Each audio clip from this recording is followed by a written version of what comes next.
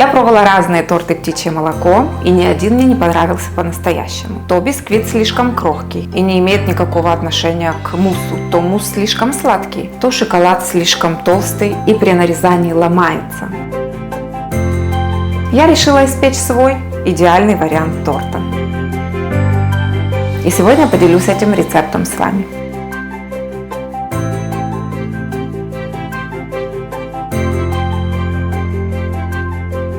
Получается очень опасный торт. Я б назвала його «Хай йому грець» чи «Попадалово», бо на одному шматочку зупинитися неможливо.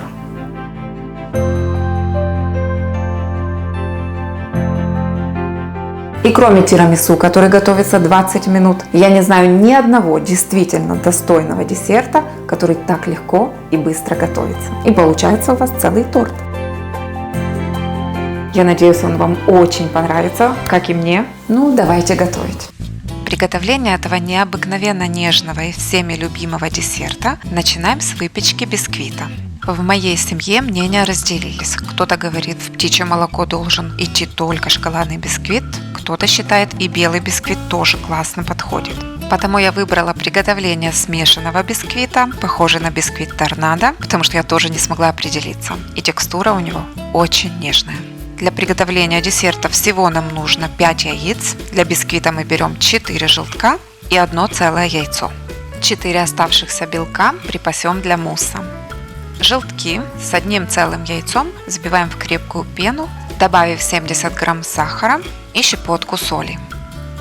Взбивать нужно не менее 5-7 минут, взбив массу до сильного посветления, тогда нам не понадобится разрыхлитель. Добавляем 20 грамм растительного масла без запаха, слегка смешиваем, вливаем 30 мл молока, опять слегка смешиваем и всыпаем 70 грамм муки в 2 или в 3 приема и аккуратными движениями снизу вверх вмешиваем муку в общую массу. Даже лучше всего делать такие движения венчиком, так комочка вовсе не останется. Затем вливаем еще 30 мл молока и такими же аккуратными движениями завершаем вымешивание теста для бисквита. Почему вливали молоко в 2 приема? Потому что в более густом тесте легче вымешать мучные комочки. В отдельной мисочке смешиваем 10 грамм хорошего какао-порошка, не обезжиренного, с 20 мл горячей воды. Какао очень хорошо смешивается именно с горячей водой. Из полученного бисквитного теста отливаем примерно 130 грамм, это я делаю через весы, и аккуратно вводим разведенный какао в эту часть бисквитного теста. Выгребаем все из мисочки силиконовой лопаткой, чтобы не осталось ни единой зря потраченной капельки. Хотя, в принципе, какао можно развести уже в этой мисочке, где будем смешивать. Перед началом приготовления бисквита вы уже можете включить духовку, потому что на приготовление теста уйдет минут 10. Бисквит я буду выпекать в разъемном кольце диаметром 22 см, выкладывая поочередно то ложку белого теста, то ложку шоколадного, выкладывая именно в центр. Эти слои расползаются, и на готовом бисквите образуется очень интересный красивый рисунок. Я не очень люблю оборачивать такие кольца фольгой, потому выпекаю прямо на пергаменте. Там выходит совсем капелька теста. Бисквиты выпекаем при температуре 150 градусов Цельсия примерно 25-30 минут. Но все зависит, конечно, от вашей духовки. Как только на поверхности бисквита появляется легкий румянец с пятнышками и трещинка между кольцом и самим бисквитом, бисквит готов. Укрыв его полотенцем на 20 минут, я даю ему остыть с минимальными потерями влаги. Затем достаю из кольца. Смотрите, какой он гибкий, совершенно не крохкий. Именно такая текстура бисквита лучше всего подходит к этому десерту. Далее зажимаем остывший бисквит кольцом. На поверхности он немного стягивается, потому плотно зажав, мы получаем диаметр торта около 20 сантиметров. Зажимать плотно кольцо нужно для того, чтобы вылившийся на этот корж мусс красиво лег отдельным слоем и не заваливался у нас там за бока бисквита. Конечно, между бисквитом и кольцом лучше всего проложить ацетатную пленку, края которой я закрепляю скотчем. Мусс у нас будет прихвачен желатином. Для этого я заранее, еще во время выпечки бисквита, смешиваю 15 грамм желатина и 100 мл холодной воды. У меня рыбный желатин. За 15-20 минут он полностью разбухает. Я добавляю около трети чайной ложечки лимонной кислоты и на маленьком огне разогреваю его не до кипения, просто до горячего состояния. Пока желатин остывает, взбиваем 120 грамм сливочного масла комнатной температуры со 120 граммами сгущенки такой же комнатной температуры. Сгущенку вводим в 3 приема.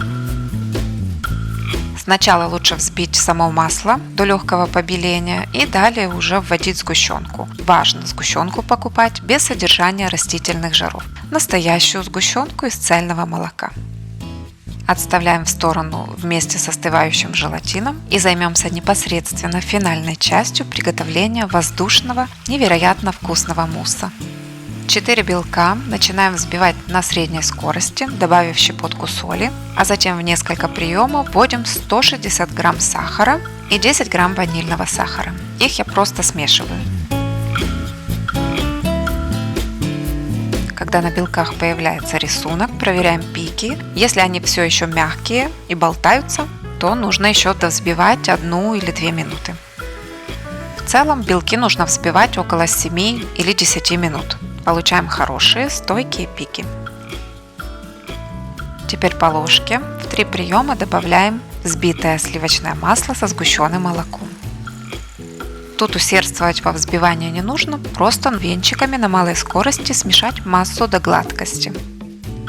Как только это произошло, вливаем остывший желатин. Должна обратить ваше внимание, что белки при добавлении сливочного масла со сгущенкой становятся жиже, и это нормально.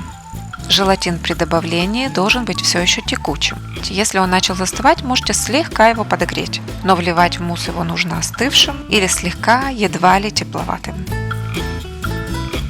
После добавления желатина спешить не нужно, потому что масса все еще недостаточно холодная для того, чтобы начать застывать. Спокойно смешиваем все ингредиенты мусса и выливаем всю эту воздушную массу на остывший бисквит в кольце.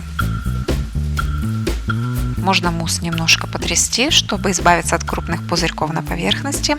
Я десерт укрываю и отправляю в холодильник минут на 30. Роскошным завершением этого десерта будет шоколадный ганаш с добавлением желатина. При нарезании торта глазурь не пачкает разрез, и каждый кусочек имеет белоснежный идеальный срез. Понадобится 3-4 грамма желатина, который мы заливаем 30 граммами воды и оставляем на 15-20 минут для полного набухания. Далее добавляем 70 грамм жирных сливок и нагреваем не до кипения, где-то до 70 градусов. Выключаем, затем всыпаем 100 грамм хорошего качественного шоколада. У меня шоколадные капли с содержанием какао 70%. Вы можете взять более молочный шоколад, ну или ваш любимый. Шоколад тает за несколько минут, перемешиваем силиконовой лопаткой и получаем хорошую гладкую шоколадную глазурь. Чтобы сделать красивые шоколадные подтеки на торте, я перекладываю в кондитерский мешок около 30 грамм полученной глазури. Отставляю в сторону, а остальную глазурь выливаю на остывший торт. Глазурь может быть слегка теплой, главное, чтобы она была текучей и не схватывалась уже комочками при наливании. Конечно же, горячая она быть не должна, но и смотрится она невероятно аппетитно. После остывания она становится слегка матовой. Полностью остывший торт, которому нужно для полной стабилизации добрых 4-6 часов, можно освободить из кольца и снять ацетатную пленку.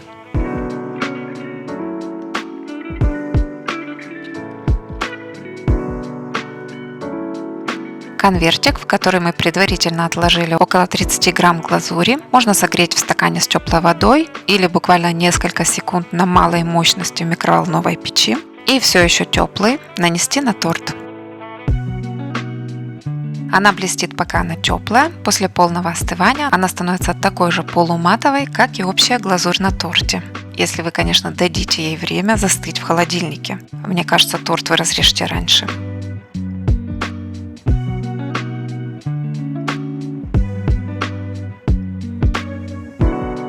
Я, конечно, не дождалась, пока глазурь станет более матовой. Уж слишком аппетитно смотрится этот торт, и я его разрезала.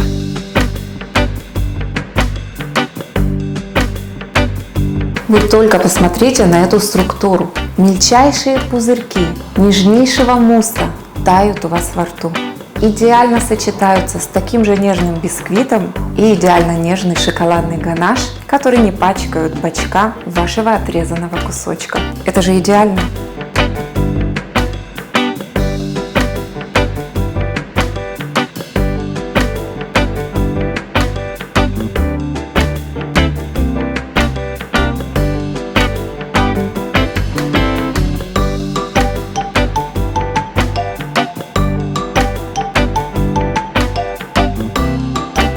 Очень опасный торт. На одном кусочке остановиться просто невозможно.